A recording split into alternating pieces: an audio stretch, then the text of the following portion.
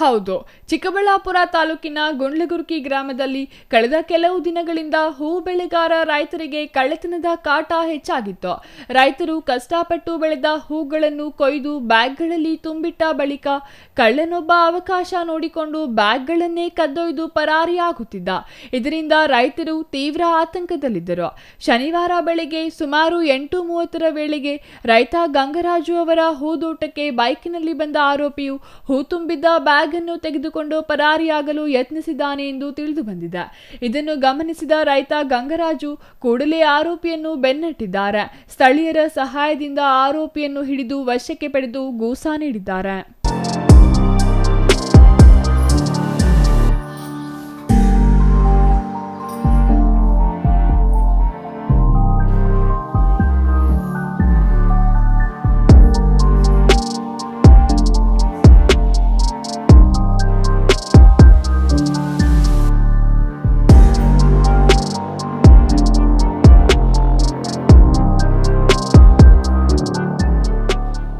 ಈ ಲುಚ್ಚ ನನ್ನ ಮಗನು ಹೂಗಳ ಬ್ಯಾಗ್ಗಳು ಊರುಗಳಲ್ಲಿ ಏನಿದ್ರು ಪೈಪ್ಗಳು ಎಲ್ಲ ಕಳ್ತನ ಮಾಡ್ತಾನೆ. ನಮ್ದು ಗುಂಡ್ಲಗುರ್ಕಿ ಪ್ರತಿಯೊಂದು ಮನೆ ಮುಂದೆ ಬ್ಯಾಗ್ ಇಕ್ಕಿದ್ರೆ ಮಾರ್ಕೊಂಡು ಬ್ಯಾಗ್ ಎತ್ಕೊಂಡು ಹೋಗ್ತಾನೆ. ಎಲ್ಲ ಮಾಡ್ಕೊಂಡು ಹೋಗ್ತಾನೆ ನೋಡಿ. ಇವನು ನೆಳ್ಳಿ ಮರದಲ್ಲಿ ಆಚೆ ಅಂತ ಊರು.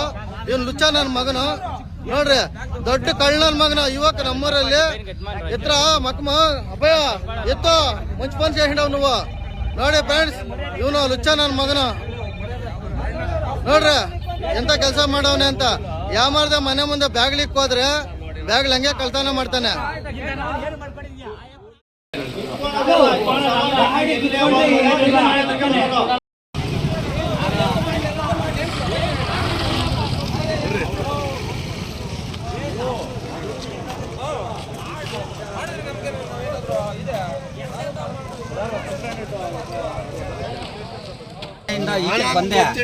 ಬಂದಿದ ತಕ್ಷಣ ಬ್ಯಾಗ್ ಎತ್ಕೊಂಡು ಹೋಗ್ತಾ ಇದ್ ನೋಡ. ಆ ಕಾರ್ ದೂರಲ್ಲಿ ಕಾಣಿಸ್ತಾ ಹಂಗೆ ಬೈಕಲ್ಲಿ ಬಂದ್ರೆ ನಿಲ್ಲಿಸ್ತಿಲ್ಲ. ಎಷ್ಟು ಹೇಳಿದೀನಿ ನಿಲ್ಸೋ ಅಂತೇಳಿ ನಿಲ್ಲಿಸ್ತಿಲ್ಲ.